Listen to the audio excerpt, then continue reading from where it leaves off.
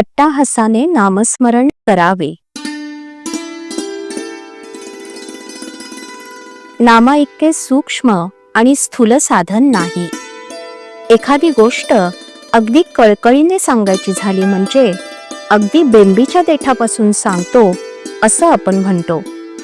त्याप्रमाणे नामही बेंबीच्या देठापासून घ्यावं, कारण सर्व वासनांचा उगम तिथेच आहे.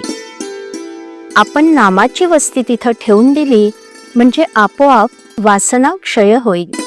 उगीच वरवर नामस्मरण करू नये. ते अट्टाहासाने आणि अंतःकरणपूर्वक घ्यावं, यातच खरं हित आहे.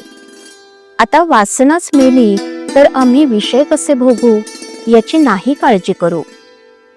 भगवंताची सत्ता जाणली की त्याला सहज जाणता येतं. जो जाणेल भगवंत त्याला म्हणावे संत. आपण खेड्यात गेलो की तिथले सभ्य आणि प्रतिष्ठित कोण याची चौकशी करतो. पाटील आम्हाला दिसतो, लोक सांगतात म्हणून आम्ही त्याची भेट घेऊ शकतो.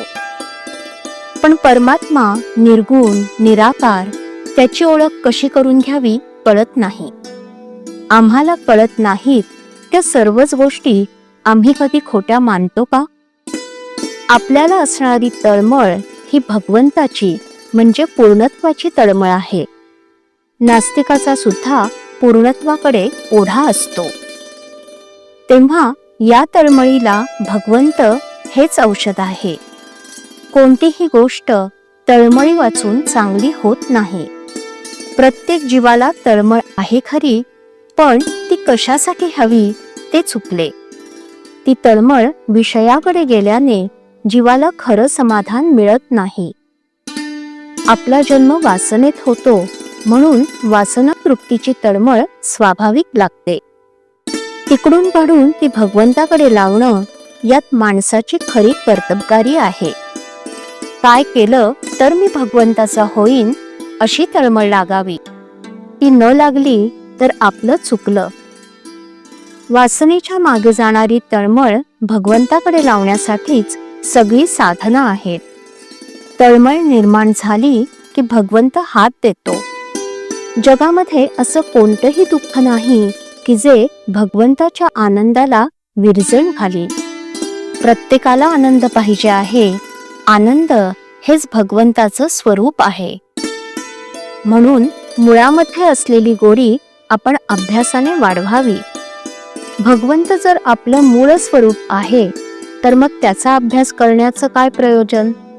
तर त्याचं कारण हेच की आपल्याला भगवंताची विस्मृती झाली आहे. भगवंत हा प्रेममूर्ती आहे, म्हणून मंदिरात जिकडे तिकडे प्रेम भरून टाकावं. दुसरा काय करतो हे न पाहता आपण काय करायला पाहिजे याचा अगोदर विचार करावा. श्रीराम.